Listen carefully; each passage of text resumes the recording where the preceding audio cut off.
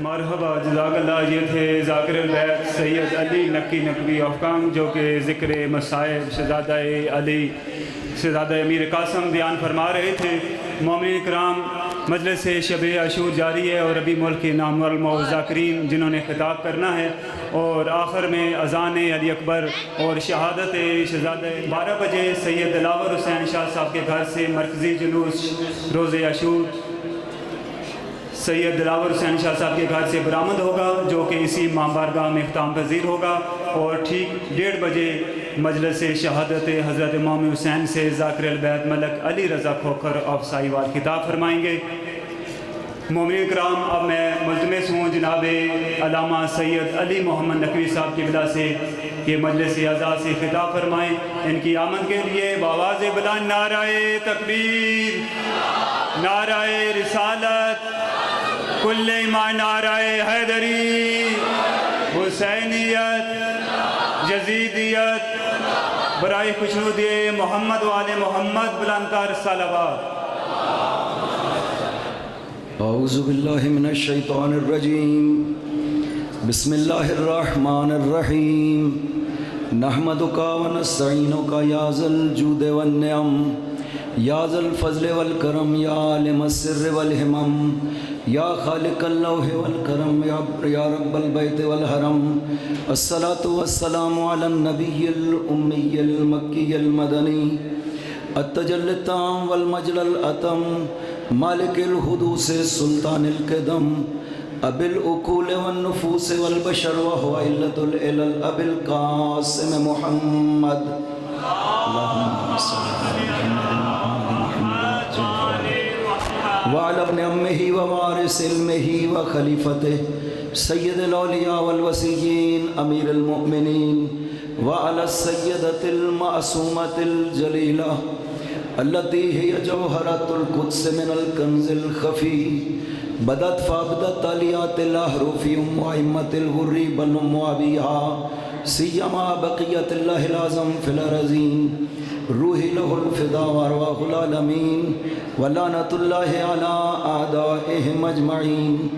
اما بعد، بسم اللہ الرحمن الرحیم، وعد اللہ الذین آمنوا منکم وعملوا الصالحات لَيَسْتَخْلِفَنَّهُمْ فِي الْأَرْضِ كَمَا اسْتَخْلَفَ الَّذِينَ مِنْ قَبْلِهِمْ صلوات پر محمد اللہم صلی علی محمد وآل محمد وعجل فرجہم۔ شب عاشور ہے، آج کی مناسبت سے تھوڑا ذکر حضرت امام زمانہ روحی لہ الفدا کا صلوات پر محمد وآل محمد اللہم صلی علی محمد وآل محمد وعجل فرجہم۔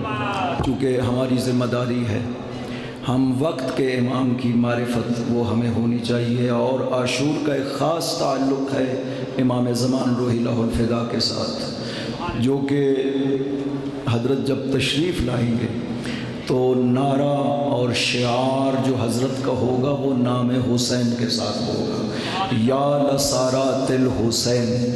حضرت خود سب سے پہلے تشریف لانے والوں میں بھی امام حسین علیہ السلام امام زمان کے ساتھ سب سے پہلے حضرت تشریف لائیں گے، اور مقصد بھی حضرت کا سب سے بڑا جو ذکر کیا گیا ہے وہ انتقام ہے خون حسین کا، اور حدیثوں میں بھی ہے، قرآن میں بھی خداوند عظیم نے ارشاد فرمایا ہے، وَمَنْ قُتِلَ مَظْلُومًا فَقَدْ جَعَلْنَا لِوَلِيِّهِ سُلْطَانًا فَلَا يُسْرِفْ فِي الْقَتْلِ، کہ جو مظلوم مارا جاتا ہے ہم نے اس کے ولی کو حق دیا ہے انتقام لینے کا۔ معصوم سے پوچھا گیا، یا ابن رسول اللہ، یہ آیت کس کے بارے میں ہے؟ فرمایا جب ہمارا قائم تشریف لائے گا تو وہ خون حسین کا بدلہ لے گا دنیا سے، لہٰذا یہ مقصد سید الشہداء کے خون کا بدلہ امام زمان کے ذریعے سے لینا، اور پھر سید الشہداء کی اولاد کے طور پر مسلسل پاک پیغمبر کا یہ ذکر کرنا، التاسع من ولد الحسین، وہ جو مہدی ہیں امام زمانہ ہیں وہ اولاد حسین میں سے نام امام ہے۔ خداوند عظیم نے قرآن کریم میں ارشاد فرمایا ہے، وعد اللہ الذین آمنوا منکم وعملوا الصالحات، جو تم میں سے صاحب ایمان ہیں اور عمل صالح کرنے والے ہیں، خدا نے ان سے وعدہ کیا ہے لَيَسْتَخْلِفَنَّهُمْ فِي الْأَرْضِ، انہیں زمین میں ویسی خلافت عطا کرے گا كَمَا اسْتَخْلَفَ الَّذِينَ مِن قَبْلِهِمْ، جیسے خدا نے ان سے پہلوں کو خلافت عطا کی ہے، اور زمین میں اس دین کو ان کے لیے نافذ کر دے گا جس دین پہ خدا ان کے لیے راضی ہوا ہے، اور زمین میں امنیت کو قائم کر دے گا۔ یہ وہ مقصد ہے جس کے لیے خداوند عظیم امام زمانہ کو دنیا میں بھیجا گا، تاکہ عدل قائم ہو سکے، امنیت قائم ہو سکے، دین الہی زمین میں قائم ہو سکے، اور جہاں انسانیت بستی ہے وہاں پر لا ہو سکے۔ حضرت جب تشریف لائیں گے تو اس طرح سے ہے، اور جو مقام اور عظمت خداوند عظیم نے امام زمانہ کو عطا کی ہے کہ تمام انبیاء کے کمالات آپ کی ذات میں جمع ہو گئے ہیں، تمام ائمہ کے کمالات آپ کی ذات مبارکہ میں جمع ہو گئے ہیں، اور پھر خدا کی طرف سے تمام قسم کی جتنی بھی مدد ہے خدا نے نبیوں کو کی ہے، وہ سب کی سب زمین پہ اتر آئے گی۔ فرشتے کروبی زمین پر اتر آئیں گے، جبرائیل و میکائیل و اسرافیل زمین پر اتر آئیں گے، تمام قوتیں کائنات کی جمع ہو جائیں گی جس وقت حضرت تشریف لے کر کے آئیں گے۔ لہٰذا خدا بندے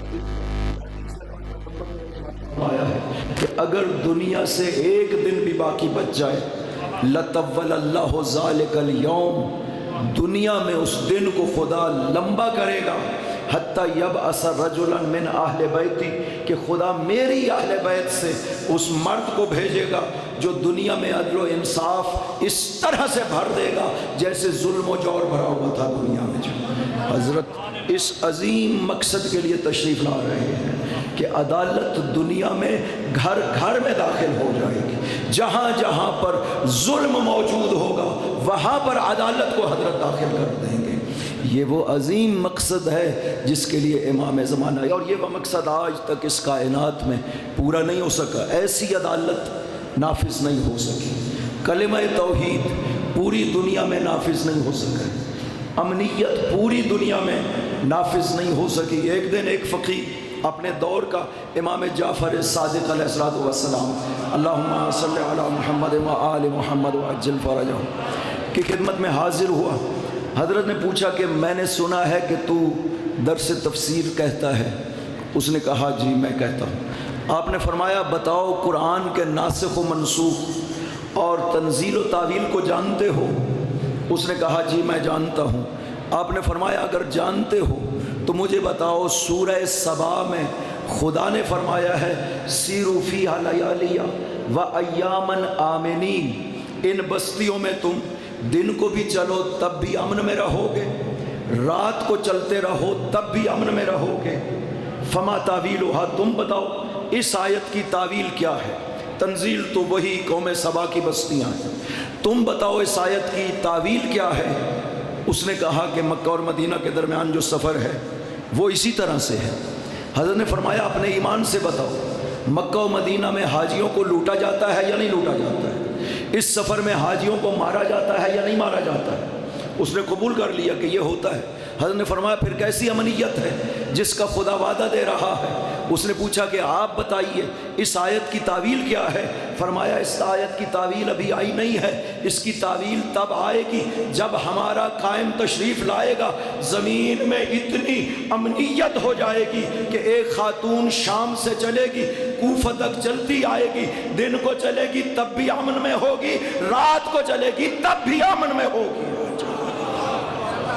یہ ہمارا قائم ہے، اس طرح کی امنیت دنیا کو عطا کرے گا جب ہمارا قائم آئے گا۔ خدا کا یہ وعدہ ہے کہ ان الارض یرثھا عبادی الصالحون، اس زمین کے وارث میرے صالح بندے قرار پائیں گے، یہ وعدہ ہے خدا بند عظیم کا۔ اب ایک سوال پیدا ہوتا ہے کہ حضرت امام زمانہ کیسے آخر کے حکومت قائم کریں گے؟ اتنی مقابل میں قوتیں موجود ہیں، طاقتیں موجود ہیں، بڑے بڑے ملک موجود ہیں، جبکہ اعلان ہو رہا ہے مسلسل کہ سعودی عرب میں ظہور فرمائیں گے، مکہ میں ظہور فرمائیں گے، کعبہ کے اندر ظہور فرمائیں گے۔ تو یہ سب جب بتایا جا رہا ہے تو یہ بڑی بڑی جو حکومتیں ہیں یہ کیسے حضرت کو ظہور کرنے دیں گی، کیسے یہ ملک فتح کرنے دیں گی؟ یہ ایک سوال ہے جو ہر کسی کے ذہنوں میں پیدا ہو سکتا ہے کہ امام زمان یا تو بہت بڑے بڑے اسلحے لے کر کے آئیں تاکہ ان سب کے اسلحہ کو ناکارہ بنا دیں اور پھر ان پہ فتح فرما لیں، تو کوئی طریقہ کار ہمیں معلوم ہونا چاہیے۔ اس کا جواب صرف اور صرف ایک لفظ میں ہے جو خداوند عظیم نے سورہ انبیاء میں ارشاد فرمایا ہے، 105 نمبر آیت سورہ قصص کی 5 نمبر آیت میں خداوند عظیم ارشاد فرماتا ہے وَنُرِيدُ أَن نَّمُنَّ عَلَى الَّذِينَ اسْتُضْعِفُوا فِي الْأَرْضِ وَنَجْعَلَهُمْ أَئِمَّةً وَنَجْعَلَهُمُ الْوَارِثِينَ۔ ہمارا یہ ارادہ ہے کہ جنہیں زمین میں کمزور بنا دیا گیا ہے ہم انہیں زمین میں امام بنائیں گے، ہم انہیں زمین کا وارث بنائیں گے۔ یہاں پر صرف ایک لفظ ہے جس پر توجہ کرنے کی ضرورت ہے، خدا کہتا ہے یہ ہمارا ارادہ ہے، اور جب خدا ارادہ کر لیتا ہے تو ابرہہ کے لشکر کو، ہاتھیوں کو ابابیلوں سے مروایا کرتا ہے۔ امام بھی جب آئیں گے ارادہ الہی کے ساتھ آئیں گے۔ خدا کہہ رہا ہے یا علی یا علی، خدا فرما رہا ہے ہمارا یہ ارادہ ہے۔ جب ارادہ الہی ہو جاتا ہے تو دنیا کی کوئی طاقت بھی، کوئی بڑے سے بڑا اسلحہ بھی اور بڑی سی بڑی حکومت جرت نہیں ہے روکنے کی۔ وہاں پر ابرہہ کا اتنا بڑا لشکر آیا، خدا نے کیوں قرآن میں بیان کر دیا ہے کہ یہ ہاتھیوں کا لشکر لے آیا تھا کعبہ کو گرانے کے لیے۔ خداوند عظیم ارسل علیہم طیرا ابابیل، خدا نے چھوٹے چھوٹے ابابیل بھیجے، ان کے پنجوں میں کنکریاں تھیں، وہ گرتی تھیں اور ہاتھی اور سوار دونوں فنار ہو جاتے تھے۔ یہ ارادہ الہی ہے۔ خدا نے یہ مثال قرآن میں کیوں ذکر کی ہے؟ اسی لیے ذکر کی ہے کہ کل جب مہدی تشریف لائیں گے تو کوئی یہ نہ سمجھے کہ وہ کیسے فتح کر پائیں گے۔ میں وہی خدا ہوں جس نے ابرہہ کے لشکر کو ابابیلوں سے مروایا تھا۔ جب میرا ارادہ ہو جائے گا تو مہدی کو فتح سے فتح ملتی چلی جائے گی۔ اور اللہ اکبر، یا رسول اللہ، یا علی یا علی، اللہم صلی علی محمد و آل محمد وعجل فرجہ۔ اور تمام جتنے بھی انبیاء اولیاء ہیں ان کے نمائندہ بن کے حضرت تشریف لائیں گے۔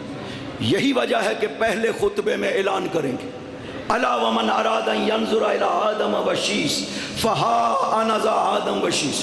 جو تم میں سے آدم و شیس کو دیکھنا چاہتا ہے مجھے دیکھو، میں آدم بھی ہوں، میں شیس بھی ہوں۔ جو نوح و سام کو دیکھنا چاہتا ہے مجھے دیکھو، میں نوح بھی ہوں، سام بھی ہوں۔ جو موسیٰ و یوشع کو دیکھنا چاہتا ہے مجھے دیکھو، میں موسیٰ بھی ہوں، یوشع بھی ہوں۔ جو عیسیٰ و شمعون کو دیکھنا چاہتا ہے مجھے دیکھو، میں عیسیٰ بھی ہوں، شمعون بھی ہوں۔ جو علی و محمد کو دیکھنا چاہتا ہے مجھے دیکھو، میں محمد بھی ہوں، علی بھی ہوں۔ جو حسن و حسین کو دیکھنا چاہتا ہے مجھے دیکھو، میں حسن بھی ہوں، حسین بھی ہوں۔ تمام عظمتوں کے ساتھ تشریف لائیں گے۔ کتب الہی جتنی خدا نے کتابیں نازل کی ہیں ان کی تلاوت کریں گے۔ من کان منکم یقرأ الکتب فلیسمع منی، جو تم میں سے کتاب الہی پڑھ سکتے آؤ مجھ سے سنو۔ آدم و شیس کے صحیفے پڑھیں گے، نوح و ابراہیم کے صحیفے پڑھیں گے، تورات و زبور و انجیل پڑھیں گے، قرآن پڑھیں گے۔ ہر اہل کتاب بول کر کے کہے گا کہ یہ ہم سے بہتر کتاب الہی کو پڑھنے والے ہیں۔ خداوند عظیم نے جس ہستی کو ذخیرہ کیا ہے، جس ہستی کو بقیت اللہ کہہ کر کے خداوند عظیم نے محفوظ کیا ہوا ہے، اس لیے تاکہ عدالت کو نافذ کر سکے۔ اور آپ لوگ ہیں جو منتظر ہیں غیبت میں، جو ہمارے امر کا منتظر ہے۔ حدیث ہے کہ جو انتظار کرتے ہوئے دنیا سے بھی چلا جاتا ہے کل متشہد بدمہ ہی فی خیمتہ ہی، وہ ایسے ہی ہے جیسے امام کے حضور میں جنگ کرتے ہوئے شہید ہو گیا ہے۔ جو انتظار کی حالت میں چلا جاتا ہے، لیکن انتظار کا یہ قطعاً مطلب نہیں ہے کہ ہم ہاتھ پہ ہاتھ رکھ کے بیٹھے رہیں، جیسے گھر میں انتظار ہو رہا ہوتا ہے، فلاں سفر پہ گیا ہے مسافر واپس آ رہا ہے، وہ والا انتظار نہیں۔ انتظار کا مطلب اپنے آپ کو تیار کرنا ہے تاکہ امام زمانہ کے ساتھی بن سکیں آپ لوگ۔ امام جو اپنے اصحاب سے بیعت لیں گے اس میں شرط کریں گے کہ جو میرا ساتھ دینا چاہتے ہیں عدالت کے قائم کرنے میں، اس کا کردار صاف پاک پاکیزہ ہونا چاہیے، وہ کوئی غلط کام نہیں کرے گا، وہ شراب نہیں پیے گا، وہ چوری نہیں کرے گا، وہ راستوں کو ناامن نہیں کرے گا، وہ ڈاکہ نہیں ڈالے گا، وہ حرام خدا کا ارتکاب نہیں کرے گا، وہ واجبات الہی پہ عمل کرے گا۔ اگر یہ کر سکتے ہو آؤ میری بیعت کرو میرا ساتھ دینے کے لیے۔ امام زمان یہ کہی، یہ انتظار آپ کے لیے موقع ہے تیاری کرنے کا، تاکہ کل اور پھر یہ آپ کو افسوس نہ ہو کہ ہم پہلے دنیا سے چلے جائیں گے، حضرت آ جائیں گے، ہم معروم رہ جائیں گے۔ نہ حدیث ہے کہ جس وقت حضرت ظہور فرمائیں گے، جو مومنین دنیا سے جا چکے ہوں گے، فرشتے ان کی قبروں میں جا کر کے کہیں گے تمہارے امام ظہور کر چکے ہیں، اگر شامل ہونا چاہتے ہو آؤ اپنے امام کے ساتھ شامل ہو جاؤ۔ لہذا اس سے کوئی فرق نہیں پڑتا، آپ ساتھی ہوں گے امام زمانہ کے اگر آپ اس نیت سے اپنی زندگی بسر کرتے ہیں کہ خدایا مجھے ساتھی امام زمان فرما۔ 5 آوازیں دے گے امام زمان جس وقت خطبہ ارشاد فرمائیں گے، الا ایھا العالم انا الامام القائم، او دنیا والو میں امام قائم ہوں۔ الا ایھا العالم انا الصمصام المنتقم، دنیا والوں میں انتقام لینے والی تلوار ہوں خدا کی طرف سے۔ 3 جملے اور کہیں گے، الا ایھا العالم ان جدی الحسین قتلوہ عطشانا، لوگوں میرے جد حسین کو پیاسا مارا گیا ہے۔ الا ایھا العالم ان جدی الحسین طرحوہ عریانا، میرے جد حسین کو لوٹا گیا ہے۔ الا ایھا العالم ان جدی الحسین سحقوہ عدوانا، او دنیا والو میرے جد حسین کی لاش کو پامال کیا گیا ہے۔ یہ 3 جملے حضرت بولیں گے، اور کس دل سے بولیں گے جب یہ الفاظ بول رہے ہوں گے؟ زیارت ناہیہ میں فرماتے ہیں کہ جدہ میں وہ منظر اپنی آنکھوں سے دیکھ رہا ہوں کہ جس وقت آپ اپنے پہلو میں کبھی دائیں لیٹتے ہیں کبھی بائیں لیٹتے ہیں، اور قاتل کے ہاتھ میں خنجر ہے جو آپ کو شہید کر رہا ہے، یہ منظر امام زمان صبح و شب 2 مرتبہ دیکھتے ہیں۔ وہ قمیص جو آخر وقت پہنا ہوا تھا نا سید الشہداء نے، وہ اس جگہ پہ لٹکا ہوا ہے جہاں پر امام زمان تشریف فرما ہوتے ہیں۔ کتنا درد ہوتا ہوگا حضرت کو۔ کربلا کا وہ منظر بڑا عجیب ہے، جس وقت حسین آئے ہیں آخری رخصت کے لیے خیمے میں، صلوات پڑھیے محمد و آل محمد، اللہم صلی علی محمد و آل محمد۔ قبلہ تشریف لائے ہیں، ان کی صحت و سلامتی کے لیے ایک مرتبہ صلوات پر محمد و آل محمد، اللہم صلی علی محمد و آل محمد۔ یہ آخری جملے ہیں کہ مشکل ترین منظر تھا حسین کا جب وہ خیام سے رخصت ہو رہے تھے، بیٹے سے رخصت ہوئے، بہن سے رخصت ہوئے، جب خیمے کے دروازے پہ گھوڑے پہ سوار ہوئے اور تھوڑا سا چلے نا، پیچھے سے آواز آئی، مہلن مہلن یبن الزہرا، او میری ماں زہرا کے بیٹے ایک مرتبہ ٹھہر جاؤ۔ جب پیچھے مڑ کے دیکھا نا کہ بہن چلتی ہوئی آ رہی ہے، رک گئے حسین۔ پوچھا بہن آپ نے تو رخصت کر دیا تھا، کہا بھیا ایک مرتبہ رک جائیے۔ حسین رکے، بہن آئی حسین کے پاس، کہا بھیا تھوڑا سا جھکیے نا گھوڑے سے۔ حسین جب گھوڑے سے جھکے اور حسین کی گردن جب بی بی کے چہرے کے برابر آئی نا، تو بی بی نے حسین کی گردن کے بوسے لینے شروع کیے، اور بوسے لے کر کے مدینہ کی طرف رخ کر کے کہا اماں میں نے امانت کو ادا کر دیا ہے۔ حسین نے پوچھا بہن زینب یہ کون سی امانت ہے؟ کہا بھیا جب ماں کا آخری وقت تھا، ماں نے مجھے اپنے پاس بلایا تھا اور میری گردن کے بوسے لے کر کے فرمایا تھا بیٹی زینب کربلا میں موجود نہیں ہوں گی، جب میرا بیٹا حسین جانے لگے تو میری طرف سے میرے بیٹے حسین کی اس گردن کے بوسے لینا جس پر 12 ضربیں چلیں گی اور میرے بیٹے کا گلا کاٹا جائے گا۔ وَسَيَعْلَمُ الَّذِينَ ظَلَمُوا أَيَّ مُنقَلَبٍ